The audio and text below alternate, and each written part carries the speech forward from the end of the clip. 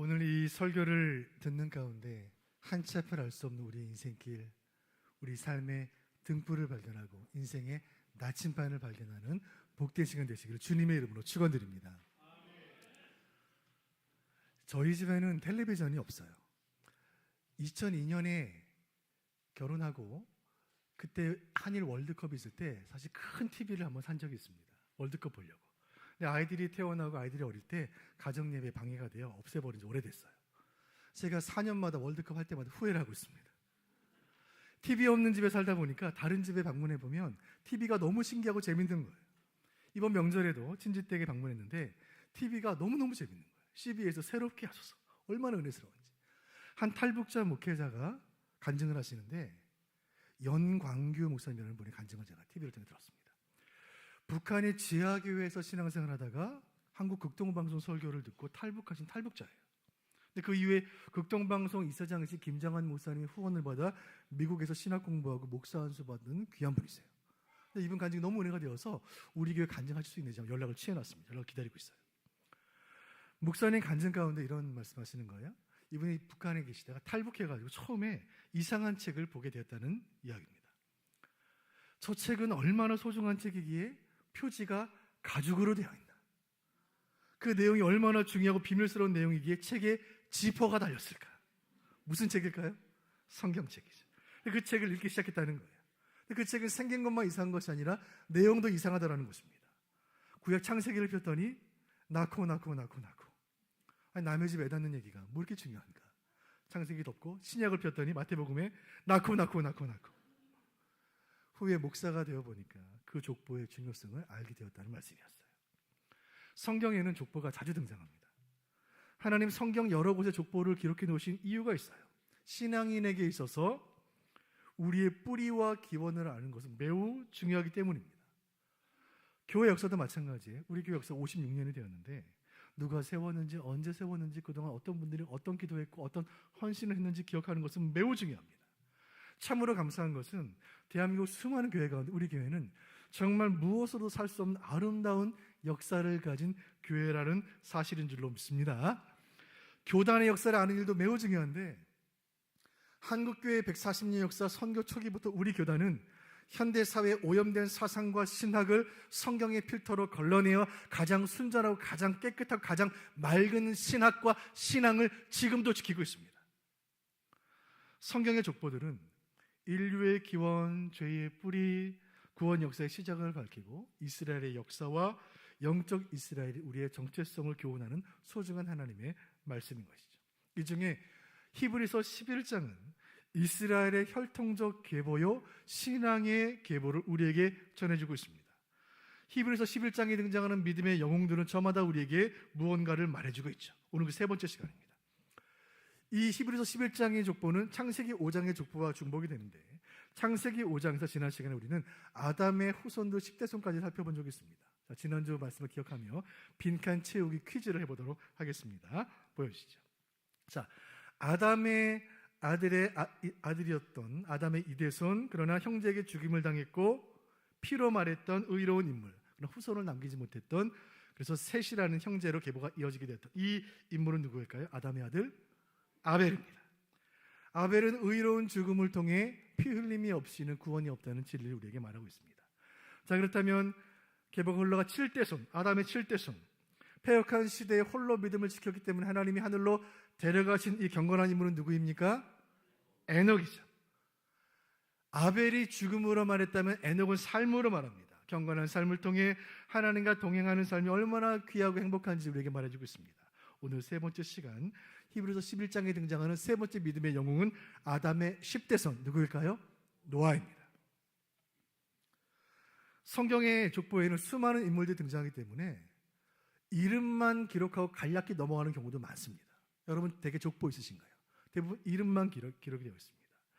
아벨이나 에녹 같은 비중 있는 인물들도 몇 절 정도의 분량으로 넘어가는 경우가 많죠. 그러나 노아라는 인물은 그의 이름이 창세기 5장 끝자락에 처음 등장하는데 그 이후에 창세기 5장을 지나 6장, 7장, 8장, 9장, 10장까지의 노아 이야기예요. 누구도 겪지 못한 특별한 일을 겪었던 인물입니다. 그의 가족 이야기로부터 이야기를 풀어가 보도록 하죠. 5장 32절 제가 읽어드립니다. 노아는 500세 된 후에 셈과 함과 야벳을 낳았더라. 아멘. 노아 부부는 아들 셋을 낳았고 아들 셋은 각각 결혼해서 행복한 가정을 꾸리고 있었습니다. 만일 누군가가 노아의 집에 가정 방문을 했다면 거실 중앙에 걸려있는 8식구의 행복한 사진을 보았을 것이죠. 그러나 이들은 행복할 수가 없었는데 그 시대가 너무 악했어요. 6장 11절은 같이 보시죠. 시작. 온 땅이 하나님 앞에 부패하여 포악함이 땅에 가득한지라. 아멘. 이 포악함이라는 말, 히브리 하마스라는 말인데 학대하다, 해치다, 탈취하다라는 뜻입니다. 즉 폭력, 강도, 살인, 약탈, 강간 이런 범죄를 뜻하는 말이에요. 하나님이 세우신 법과 질서가 다 무너졌다는 말이에요. 그 시대는 폭력으로 가득한 무법천지였어요. 마치 귀경길 많은 차량들이 달리는 고속도로에 중앙 차선이 사라진 것처럼, 마치 출근 시간 복잡한 내거리 교차로에 신호등이 고장나버린 것처럼 차량과 차량이 뒤엉키고 사람과 사람이 부딪히는 대혼돈의 세상이 노아의 시대였습니다. 태초에 하나님 천지를 지으실 때 창조주 하나님께서는 선하신 목적과 계획으로 이 땅을 지으셨습니다. 그런데 아담의 범죄 이후로 계보가 10대째 이어져가며 죄가 확장되어져가며 창조주의 목적과 계획이 완전히 어그러지게 된 것입니다. 여러분, 하나님이 어떻게 하셨을까요? 6장 7절 제가 읽어드립니다. 하나님 말씀입니다. 이르시되 내가 창조한 사람은 내가 지면에서 쓸어버리되 사람으로부터 가축과 기는 것과 공중의 새까지 그리하리니 이는 내가 그것들을 지었음을 한탄함이니라 하시니라. 아멘. 무에서 유를 창조하신 하나님께서 유에서 무로 다시 되돌리시기로 결정하신 거예요. 온 인류를 심판하시기 위해 하나님이 택하신 방법은 홍수였습니다. 이제 아담 이후로 10대에 걸쳐 내려오던 아담의 족보는 10대선 노아에 대해서 끊어지게 될 위기에 처한 것입니다. 이때 하나님이 심판을 행하시기 직전에 노아에게 한 명령을 주셨고 이 명령으로 인하여 전 지구적인 심판 속에서도 인류는 완전히 멸망하지 않았고 아담의 계보는 그 계보를 계속해서 이어갈 수 있게 됩니다. 과연 노아가 받은 명령은 무엇이었으며 그는 그 명령에 어떻게 반응했을까요? 히브리서 11장 믿음의 영웅 세 번째 인물인 노아의 믿음은 무엇인지 오늘 본문을 통해 살펴보기를 원합니다. 바라는 것은 이 설교를 듣는 가운데 오늘 나에게 주시는, 우리 가정에게 주시는, 우리 교회에게 주시는 성령의 음성을 듣는 복된 시간 되시기를 바랍니다. 창세기 6장 14절 다 같이 보겠습니다. 시작. 너는 고페르나무로 너를 위하여 방주를 만들되 그 안에 칸들을 막고 역청을 그 안팎에 치라라. 아멘. 하나님 심판 전에, 홍수 전에 노아에게 주신 명령은 방주를 만들라는 것입니다. 그 방주를 통해 홍수의 심판 가운데 노아와 가족들과 피조물들을 구원하실 것이라 말씀하세요. 여러분, 방주는 영어 성경들이 아크라는 말로 번역하는데 방주는 배가 아니에요. 영어 단어 가운데 작은 배는 보트라고 말하고 큰 배는 ship이라고 말하는데 보트도 ship도 아니에요. 아크라는 말은 거대한 목재 구조물이에요. 이 방주의 크기를 오늘날 환산해 보면 길이가 150m, 넓이가 25m, 높이가 15m, 배로 따진다면 갑판 면적이 9,000제곱미터, 최대 선정량 14,000톤급 초대형 선박에 준하는 거대한 크기예요. 여러분, 거제도 혹시 가보셨습니까? 저는 언젠가 거제도 여행한 적이 있는데 저녁 무렵에 거제도에 진입을 했습니다. 조선소를 지나게 되었어요. 거제도에 조선소가 있습니다. 늦은 저녁에 저 멀리 거대한 철골 구조물들이 거대하게 솟아있는데 층층에 불이 켜진 채 수많은 인부들이 공사하는 모습은 장관이었습니다. 그 모습은 마치 고층 건물을 건축하는 건축 현장 같았어요. 배를 만드는 것이 아니라 건물을 짓는 모습 같아요. 하나님 노아에게 방주를 만들라 하신 명령은 한 척의 배를 만들라는 명령이 아니라 초대형 건축물을 건축하라는 명령이에요. 오늘날 세계 유명 도시에 가면 그 도시의 랜드마크 같은 초고층 빌딩들을 만나게 됩니다. 아랍에미리트 두바이에 가면 부르즈 칼리파라는 세계에서 가장 높은 초고층 빌딩이 있고, 중국 상하이에 가면 상하이 타워가 있습니다. 한국 서울 잠실에 가면 롯데타워가 있죠. 이런 초고층 빌딩을 지을 수 있는 것은 현대 기술과 첨단 중장비가 있기 때문에 가능한 거예요. 그런데 노아의 시대에, 그 고대 시대에 연대 측정조차 불가능한 그 상고의 시대에 오직 목재와 인력만으로 이 정도의 초거대 건축물을 짓는다는 것은 무모한 도전이, 방주를 만드는 시간은 하염없이 길어지는 거예요. 120년 동안. 그리고 그동안 비는 내리지 않습니다. 여러분, 맑은 하늘 아래 상상을 넘어서는 엄청난 크기의 방주를 건축하는 노아의 모습, 아무 쓸모없는 일에 시간을 바치고 몸을 바치고 인생을 바치는 그 모습이 세상 사람들의 눈에 어떻게 비쳤을까요? 세상의 조롱과 비난을 받으면서 어떻게 120년을 견뎠을까요? 히브리서를 보시죠. 어떻게 가능했는가? 히브리서 11장 7절 같이 봅니다. 시작. 믿음으로 노아는 아직 보이지 않는 일에 경고하심을 받아. 아멘. 노아는 홍수가 있을 것이라는 하나님 말씀을 들었고, 그 말씀을 믿었고, 그 메시지를 듣고, 그 경고를 듣고, 말씀 다시 자세히 보세요. 아직 보이지 않는 일에 경고를 받았고, 아직 시작되지 않은 홍수를 미리 보았고, 아직 쏟아지지 않은 비를 눈으로 본 거예요. 하나님의 심판을 본 거예요. 여러분, 여기에 왜 노아가 믿음의 영웅인지 오늘 말씀을 통해 주신 첫 번째 교훈이 있습니다. 노아는 보이지 않는 것을 보는 선지자예요. 선지자란 세상 사람이 알지 못하는 일을 아는 사람이라는 뜻이고, 이 말은 선견자라고 쓰는데 세상이 보지 못하는 것을 본다는 뜻이에요. 선견자, 선지자. 이 노아의 모습은 오늘날 세상 속에 살아가는 크리스찬들의 모습이 어떠해야 하는지를 우리에게 교훈해 줍니다. 사랑하는 성도 여러분, 성도란 누구인가요? 성도란 보이지 않는 것을 보는 사람이에요. 그게 성도예요. 여러분, 하나님도 모르고 말씀도 모르는 사람들에게 성도의 이름으로 주일 성수하고 헌금 생활하고 선교하고 전도하는 우리들의 모습이 그들에게 어떻게 비칠까요? 이 아침에도 영과 진리로 예배하라는 그 말씀에 순종하여 눈에 보이지 않는 하나님 앞에 엎드려 하나님 예배하고, 항상 기뻐하라, 쉬지 말고 기도하라, 범사에 감사하라 하신 말씀에 순종하여 아파도 기뻐하고 바빠도 기도하고 월삭 새벽기도에 나와 기도하고 고난 중에도 감사하는 우리 크리스찬들의 모습이 세상 사람들의 눈에 어떻게 비칠까요? 그러나 그럼에도 불구하고 우리가 이 길을 가는 것은 하나님 우리에게 믿음을 주셨기 때문이고, 그 믿음으로 인하여 우리는 보이지 않는 것을 보게 되었기 때문이고, 그 믿음으로 인하여 우리는 들리지 않는 것을 듣게 되었기 때문인 줄로 믿으시길 바랍니다. 불의와 폭력으로 가득했고 진리와 질서가 무너진 무법천지의 세상 가운데 살던 노아가 홀로 믿음 지키며 신앙 지키며 말씀에 순종하는 성도의 삶을 살 수 있었던 것은 아직 보이지 않는 심판, 세상 사람들이 보지 못하는 심판을 보았기 때문이고, 아직 시작되지 않은 홍수가 이미 임한 것을 믿음의 눈으로 보았기 때문인 것입니다. 성경은 그런 노아의 삶을 이렇게 평가합니다. 제가 읽어드립니다. 창세기 6장 9절. 이것이 노아의 족본이라. 노아는 의인이요 당대의 완전한 자라. 그는 하나님과 동행하였으며. 아멘. 성경은 노아를 의인이요 그 시대의 완전한 인물이라 칭찬합니다. 이 정도의 극찬과 찬사를 받은 인물은 성경 전체에 찾아보기 힘들고 2000년 교회 역사에 존재하지 않아요. 그 폭력과 야만의 시대를 살았던 노아가 이런 극찬을 받고 신앙 영웅의 반열에 들 수 있었던 이유, 9절 하반절을 우리가 설명해 줍니다. 그는 하나님과 동행했습니다.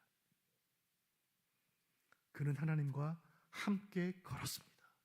어디를 가든 무엇을 하든. 하나님과 동행했다고 평가된 두 인물은 아담의 7대손 에녹과 10대손 노아입니다. 하나님 홍수 전에 에녹을 하늘로 데려가셨고, 이제 홍수가 임하기 직전에 노아를 통해 방주를 짓게 하시는 거예요. 7장 1절 제가 읽어드립니다. 여호와께서 노아에게 이르시되 너와 네 온 집은 방주로 들어가라. 이 세대에서 내가 내 앞에 의로움을 내가 보았음이니라. 아멘. 하나님은 홍수로 심판을 다 멸하시되 노아의 가정은 보존하시기로 결심하셨습니다. 왜냐하면 하나님은 노아와 그의 가족들에게서 그 시대에 찾아볼 수 없는, 그 세상에 찾아볼 수 없는 그 무언가를 보셨기 때문에, 그것은 무엇입니까? 말씀 하반절에 의로움을 보았노라.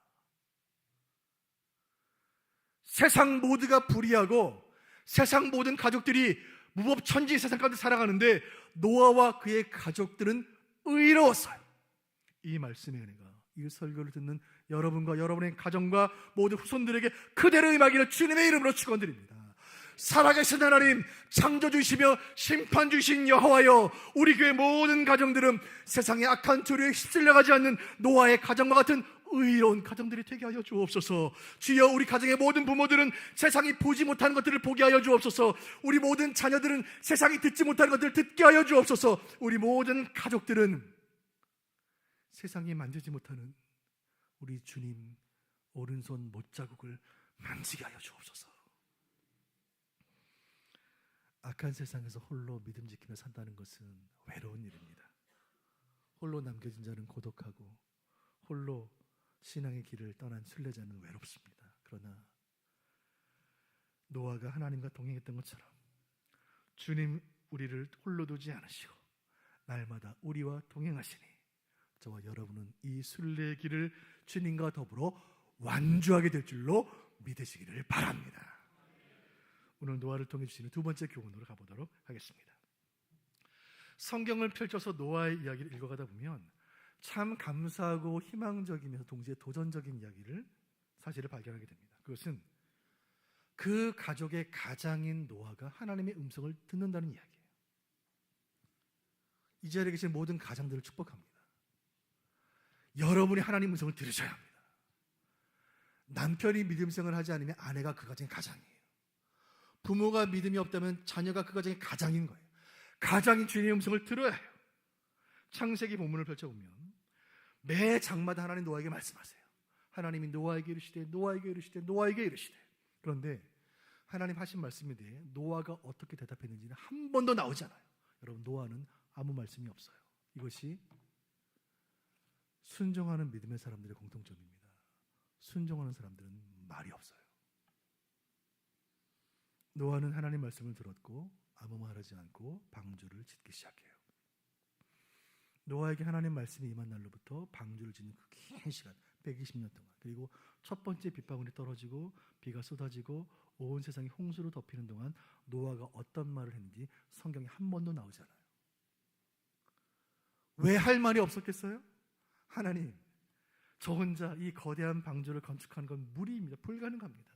시간이 더 많이 필요합니다. 사람이 더 많이 필요합니다. 대체 100년이 지났는데 홍수는 대체 언제 시작이 됩니까? 마음속에 쏟아지는 질문들, 불만들, 고민들을 다 마음에 품은 채 노아는 침묵하며 순종합니다. 세상은 어떻게 될까? 홍수의 심판이 임할 때 내가 만든 방주가 홍수를 견딜 수 있을까? 우리 가족은 어떻게 될까? 우리 후손들은 어떻게 될까? 이 불안함 가운데 있는 노아에게 하나님 말씀을 주세요. 6장 18절 봅니다. 하나님 주신 말씀 같이 보시죠. 시작. 그러나 너와는 내가 내 언약을 세우리니 너는 내 아들들과 내 아내와 내 며느리들과 함께 그 방주로 들어가고. 아멘. 하나님 말씀하시기를 네가 싣고 있는 그 방주 속으로 들어간 너의 가족, 너의 아들들, 자부들, 모든 생물들 내가 보존하리라. 이것은 언약이다. 이 언약이라는 말 히브리어 베리트라는 말인데, 창세기 6장 18절은 성경 전체 66권 전체에서 언약이라는 말이 처음 나온 부분이에요. 창세기 6장 18절 이 말이 처음 나와요. 그리고 이 언약이라는 단어는 신구약 전체를 관통하는 핵심 단어가 됩니다. 성경은 언약의 책이에요. 노아는 그 약속을 언약으로 믿었고 붙들고 방주에 올랐고 하나님 친히 문을 닫으셨습니다. 그리고 비가 오는데 7장 11절 제가 읽어드립니다. 그날에 큰 기쁨의 샘들이 터지며 하늘의 창문들이 열려. 아멘. 여러분, 홍수는 비가 아니에요. 구름이 수증기를 머금고 대기 중에 있는 구름이 수증기를 밑으로 떨어뜨려내는 그 비가 아니에요.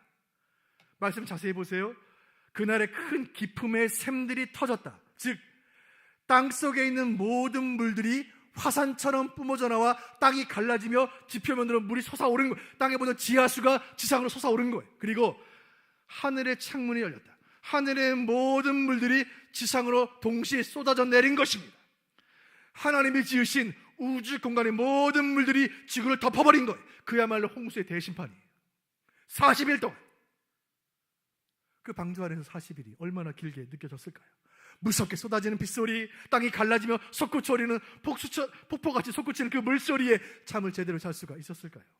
그렇게 홍수가 시작된 지 40일 만에 비가 그쳤고, 그 이후로 물이 다 빠질 때까지 노아와 그의 가족들은 장장 370일을 방주 안에 머물렀습니다. 그리고 물이 빠지기 시작해요. 8장 1절 제가 읽습니다. 하나님이 노아와 그와 함께 방주에 있는 모든 들짐승과 가축을 기억하사 하나님이 바람을 땅 위에 불게 하시매 물이 줄어들었고, 아멘. 하나님은 온 세상을 홍수로 심판하시는 중에도 하나님 그 방주를 잊지 않으셨습니다. 방주 안에 있는 노아와 그의 식구들과 모든 생물들을 잊지 않으셨어요. 하나님 방주를 잊지 않으셨고, 노아를 잊지 않으셨고, 노아에게 주신 약속을 잊지 않으셨어요.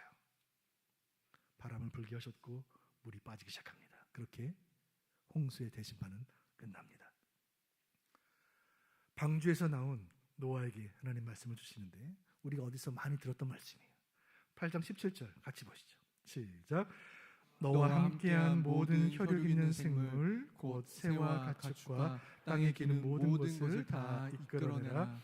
이것들이 땅에서 생육하고 땅에서 번성하리라 하시매. 아멘.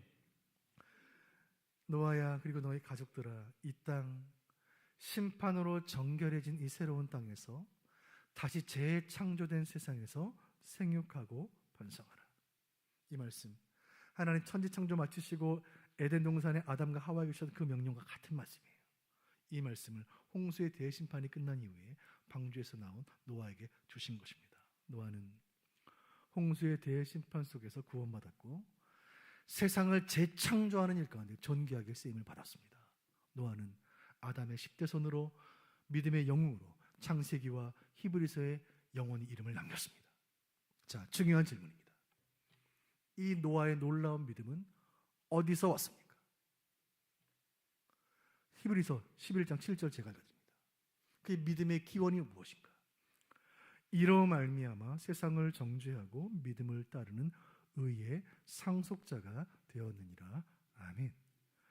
아담은 의의 상속자가 되었다고 말씀해요. 즉 아담의 이대손 아벨의 믿음, 아담의 7대손 에녹의 믿음, 하나님의 약속을 믿었고 언약을 붙들었고 피로써 증거했고 하나님과 동행했던 믿음의 선조들의 그 신앙이 언약의 계보를 따라 아담의 10대손 노아에게 상속되었다라고 성경이 말해요. 노아가 왜 믿음의 영웅인지 오늘 설교를 통해 주시는 두 번째 교훈이 여기 있습니다. 노아는 선대의 언약을 계승하는 상속자입니다. 노아는 선조들이 받은 언약을 상속받았고 선대로부터 믿음을 상속받았습니다. 그리고 홍수가 끝난 이후에 다시 시작되는 세상을 향해 그 신앙의 유산을 전파하기 시작해요. 우리는 어린 시절을 지나고 20살쯤 되고 30살쯤 되어 철이 들면서 인생에 대해 고민하기 시작합니다. 어떻게 살아야 하는가? 무엇을 위해 살아야 하는가? 한 번뿐인 인생, 내 인생 어디로 가야 하는가? 여러분, 많은 사람들이 이 질문에 대해 해답을 얻지 못한 채 인생을 마치는 경우가 허다해. 왜 살아야 하는지, 무엇을 위해 살아야 하는지 고민하지 않고 그저 아둥바둥 살다 삶을 마치는 경우가 허다해. 왜 그럴까요? 왜 많은 사람들이 인생에 대해 고민하고 고민에 대한 해답을 얻지 못합니까? 뿌리를 모르기 때문이에요. 내가 어디서 왔는지를 안다면 어디로 가야 할지 방황하지 않아요. 내 존재의 뿌리, 내 신앙의 뿌리가 무엇인지를 안다면 내가 무엇을 위해 내 한 인생을 바쳐야 할지 주저하지 않아요. 지난 2000년 교회 역사는 한 세대가 다음 세대에게 신앙을 전수하는 방식으로 유지, 계승, 발전되어 왔습니다. 다시요. 지난 2000년 교회 역사는 한 세대가 다음 세대에게 신앙을 계승하는 방식으로 유지, 발전되어 왔어요. 우리의 책임은 선대의 유산을 아름답게 보존하는 거예요. 그리고 우리 더 큰 책임은 그 신앙의 유산을 후대에게 아름답게 온전하게 계승하는 거예요. 한국교회는 세상의 수많은 나라의 교회들 가운데 가장 고귀한 신앙의 유산을 가진 교회입니다. 우리 신앙의 선조들은 이른 새벽 동트기 전에 먼저 주의 전에 달려가 예배당 마룻바닥에 무릎을 꿇고 마룻바닥을 눈물로 적시는 기도로 하루를 시작했던 새벽 기도의 유산을 우리에게 물려주었습니다. 우리 신앙의 선조들은 주일 아침에 구겨진 지폐를 다리 위로 펴서 헌금을 준비하고 가장 깨끗한 옷을 다려입고 가장 좋은 신발을 신고 교회 종소리 들으며 교회를 가던 주일 성수의 신앙을 우리에게 물려주었습니다. 가진 것 없고 배운 것 없지만 그러나 하나님 중심, 말씀 중심, 교회 중심의 신앙을 우리는 조상들로부터 물려받았습니다. 그 고귀한 신앙의 유산을 무엇으로 환산할 수 있겠습니까? 우리에게 이 존귀한 유산을 물려준 우리의 부모님들, 우리의 조부님들, 우리의 신앙의 선조들이야말로 진정한 믿음의 영웅들이 아니겠습니까? 간절히 바라는 것은 선대의 신앙을 후대로 계승하는 수선대우의 신앙, 새로운 시대, 새로운 사명을 감당하는 사명비상의 은혜가 우리 교회 모든 가정들마다 충만히 임하여 이 설교를 들은 여러분의 후손들 가운데 믿음의 영웅들이 구름처럼 일어나는 큰일 시기를 주님의 이름으로 축원드립니다. 이제 세 번째 교훈으로 가보도록 하겠습니다. 구약은 신약으로 해석한다는 성경 해석의 원리에 따라 구약 창세기 6장 노아의 이야기를 신약 히브리서 11장은 믿음의 영웅으로 우리에게 소개하고 있습니다. 그리고 노아의 삶이 무엇을 의미하는지 중요한 교훈이 신약 베드로 후서에 등장해요. 베드로 후서의 저자는 베드로인데 여러분 베드로를 아시죠? 베드로는 오순절 성령 강림을 체험하고 최고의 설교자로 다시 태어납니다. 여러분 베드로는 교회 역사상 가장 위대한 설교자예요. 베드로의 한 편의 설교를 듣고 3,000명이 주 앞에 돌아오고 5,000명이 회심을 합니다. 베드로는 설교의 권세와 권능을 누구보다 잘하는 인물이에요. 그 위대한 설교자 베드로가 노아를 이렇게 평가합니다. 베드로 후서 2장 5절 하반절 보시죠. 제가 읽어드립니다. 오직 의를 전파하는 노아와 그 7 식구를 보존하시고 경건하지 아니한 자들의 세상에 홍수를 내리셨으며 아멘. 베드로가 이 베드로 후서에서 노아에 대해 설교하면서 말하기를 노아는 의를 전파하는 인물이었다. A preacher of righteousness. 의의 설교자였다. 이 의를 전파했다는 말을 권위 있는 영어 성경 NIV와 NASB 성경들은 preacher라는 말로 번역해요. preacher라는 말은 설교자라는 뜻이에요. 베드로는 말합니다. 노아는 세상을 향해 의를 전파하는 그 시대의 설교자였다. 하나님이 세상에 홍수를 내리실 것이라는 말씀을 들었고 그 말씀을 믿었고 보이지 않는 홍수를 보았고 방주를 건축하며 다가온 심판을 준비했던 노아의 인생은 그 삶 자체가 세상을 향한 설교였다는 놀라운 해석입니다. 여기 오늘 설교의 세 번째 교훈이 있어요. 믿음의 영웅 노아는 누구인가? 노아는 세상의 의를 전파하는 설교자입니다.